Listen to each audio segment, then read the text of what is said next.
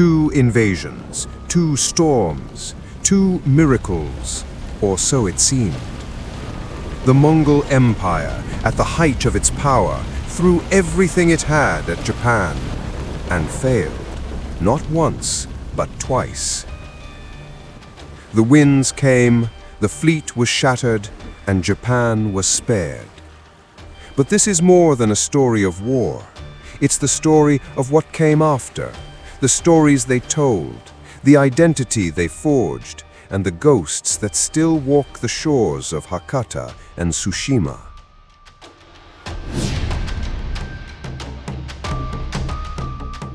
The Mongols never returned. After the failed invasion of 1281, Kublai Khan faced mounting unrest in China, rebellion in Vietnam, and a collapsing supply chain. Japan became the war he could never finish, and the sea his greatest enemy. Japan, too, was left changed. Though victorious, the Kamakura shogunate was financially exhausted. Samurai who had fought in both invasions expected rewards, but there were no new lands conquered, no treasure to distribute. The shogunate had defended the homeland, but gained nothing. The years that followed were filled with economic strain, internal unrest, and political decay.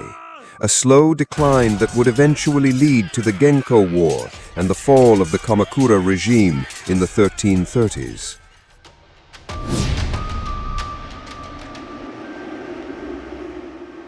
In the generations that followed, the Kamikaze, or divine wind, became more than weather. It became myth, a sign that the gods themselves protected Japan. Shrines were built, scrolls were painted.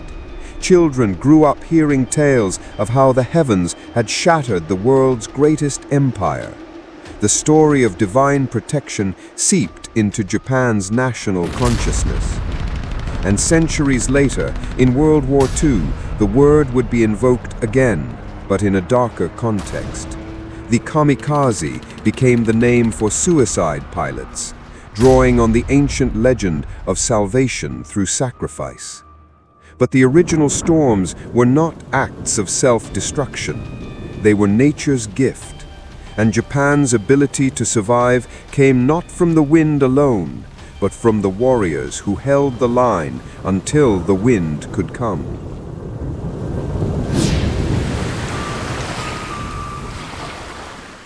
On the beaches of Tsushima, Iki, and Hakata Bay, echoes remain.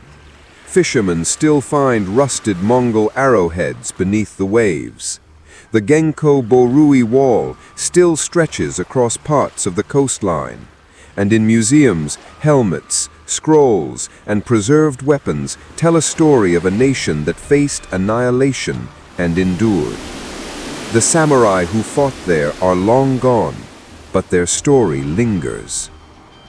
And in modern times, it was retold in an unexpected form, the video game Ghost of Tsushima, a fictionalized but respectful tribute to the first Mongol invasion.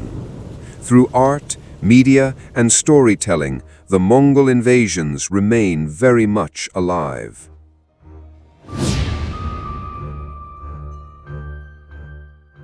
The Mongol invasions tested Japan in every way, militarily, politically, spiritually.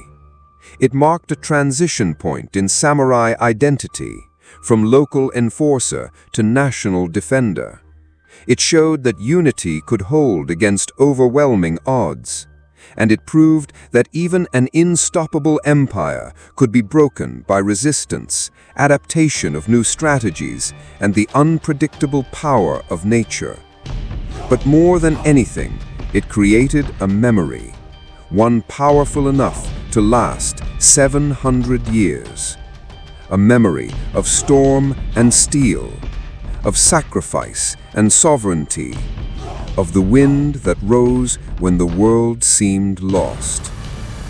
If this journey moved you, from the rise of Kublai Khan to the storms off Hakata Bay, then honor it by sharing it.